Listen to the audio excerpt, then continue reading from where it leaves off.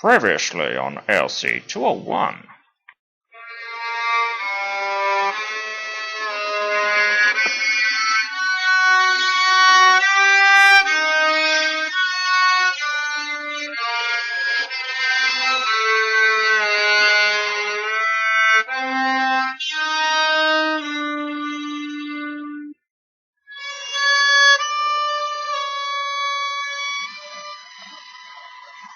There was, of course, no way of knowing whether you were being watched at any given moment.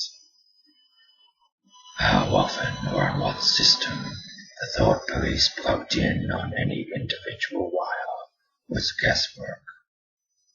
It was even conceivable that they watched everybody all the time.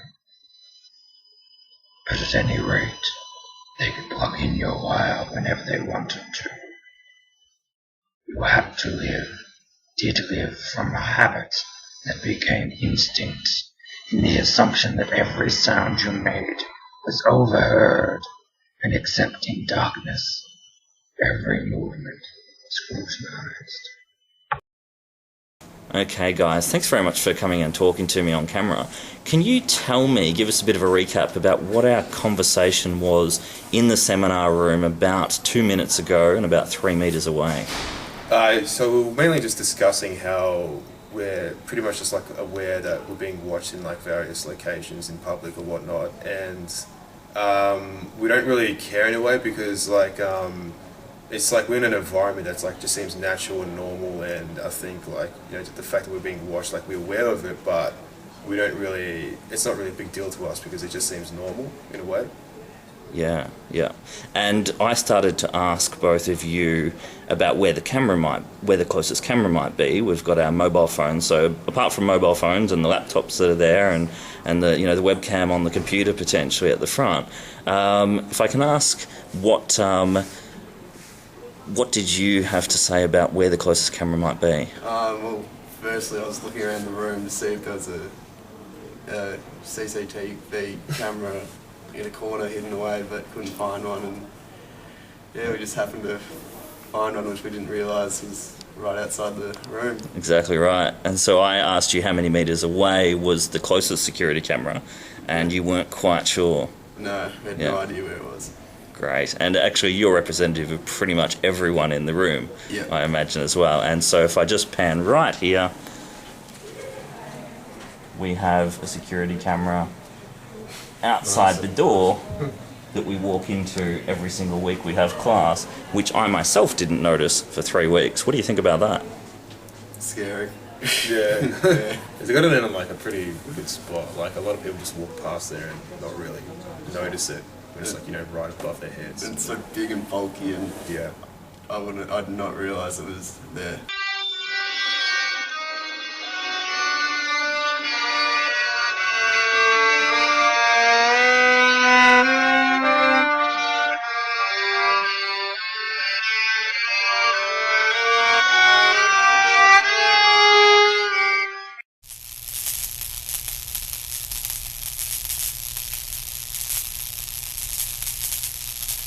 Hi everyone, welcome back from the break, and congratulations on submitting the Module 1 exercise. The marking has begun, and I've been flicking through quite a few over the last several days, and I've been really impressed with what I've seen so far. It's great work. I understand that this kind of exercise was different and unfamiliar to a lot of people, and it's great to see that from a few tweets that have been sent out, that even though there was a lot of challenge there, many have found the critical and creative reflection on one's own online identity to be a very valuable exercise. And I'm sure that the next exercise will also be rewarding, both in the fact that it's a challenge, but also you'll get a lot out of it. So we'll talk about that a lot next week. We'll start talking about the video next week, and maybe start to think about the kinds of things that you've seen perhaps in this unit, the kind of things you may have done. A lot of students in this unit will never have made a video before, so it can be a fairly daunting process, and I'll help guide you through that. But as with all the practical application of digital media in this unit, you do need to experiment, find things out for yourself. That's really how it all works.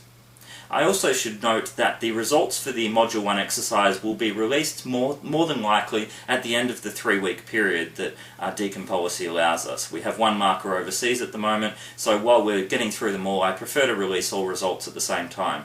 Nonetheless, you will get the feedback in more than enough time to apply to the next exercise, and obviously the next exercise is very different to this one, so you'll be able to start that, make a really good start on it beforehand.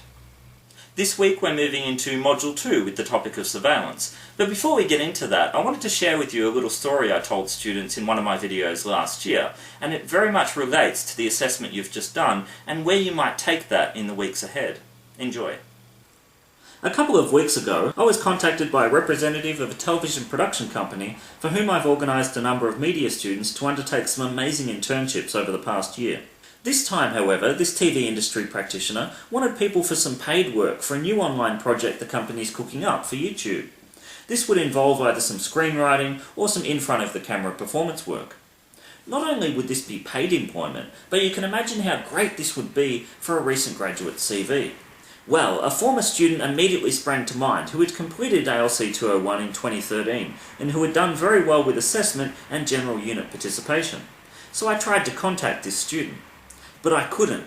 The student's About Me profile was deleted. There was no LinkedIn presence I could locate, no blog or other website for me to find, and no personal contact details were on the Deacon system. So there you go. Maybe the student already has a fantastic job, or wouldn't have been interested anyway, or would have applied for the position with the company and been turned down. Who knows? Maybe they would have got it. But with no visible, easy to find online presence, and I did try to find this former student for at least 20 minutes, the opportunity went begging. Think about this, and think about it carefully. You've just posted a blog post, great, and you may have sent out 1 or 2 tweets as part of this exercise, that's good too. But will you keep it up? To add one more point to this story, the first thing the representative of the TV production company asked me when I said I might know someone is if I could send some of their work. Well, I couldn't, because the student's YouTube channel was gone too. What will make you competitive? When you graduate, will you have an e-portfolio that you'll be able to show potential employers? Engaging with the unit materials such as this me lecture, the study notes and the readings is a good start, but you won't have these forever, and if you don't act on them, the lessons you will get from them will likely dissipate with time. Now think back to the Module 1 exercise again. Is feedback from one marker the only feedback you want? Is one reader the extent of your reach for this blog? Will this post be your only one until some lecturer like me makes you write another one? Why don't you share it via Twitter, get some followers and continue blogging? It takes time to build up a following, but the earlier you start, the earlier this will happen.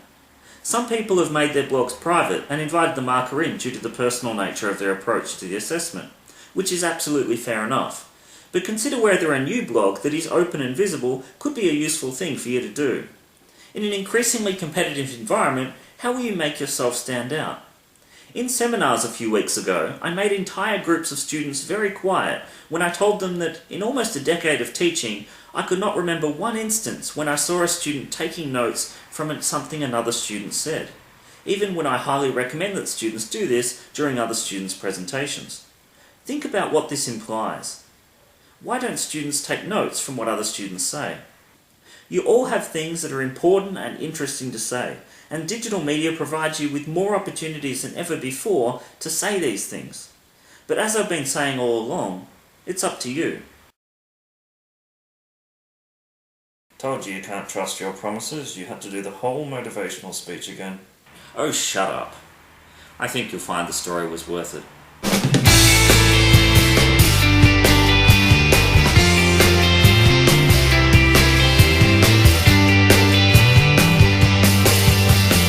Couldn't think of a movie of the week for this week because there's so many damn movies about surveillance, so what I thought I'd do is give you a broad survey of just a few of them.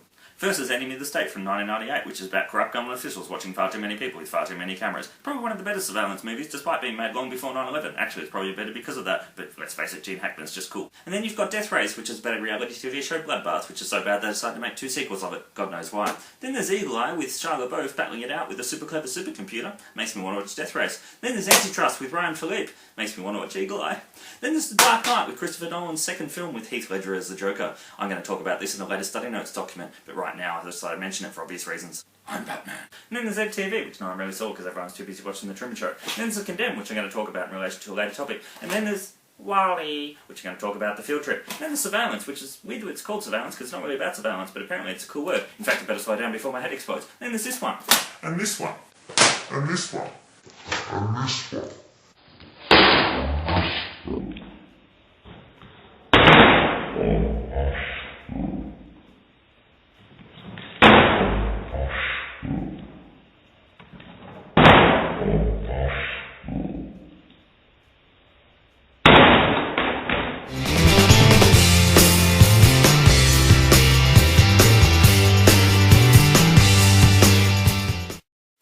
But on a serious note, I'd like to highly recommend The Final Cut, a science fiction thriller set in a time when people have microchips implanted in their minds that record every single moment of their lives.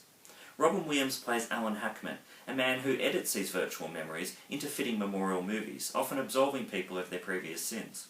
But one day he comes across a secret that cannot simply be erased. This is not one of Robin Williams' greatest movies, but it is a great movie because Robin Williams is in it.